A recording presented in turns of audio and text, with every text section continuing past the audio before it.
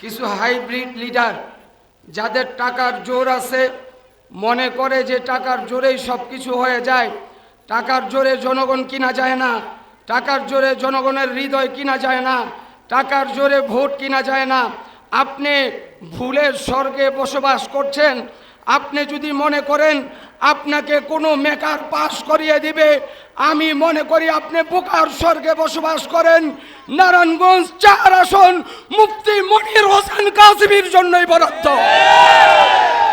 ইনশাআল্লাহ আল্লাহ যদি হায়াতে বাঁচিয়ে রাখে, মুফতি মনির কাসিমির জন্য ওই কথাই বলতে চাই সাহাবায়ে কেরাম যেই কথা বলেছেন, ইয়া রাসূলুল্লাহ আপনার সামনে পিছনে ডাইনে বামে থেকে জিহাদ করতে চাই।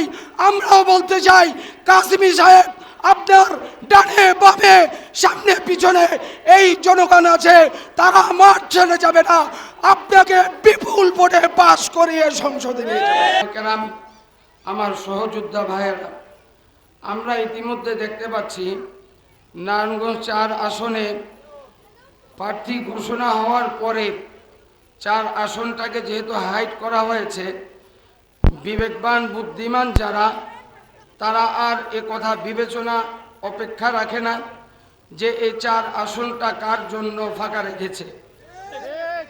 আসতে বলেন কেন, জোরে বলেন।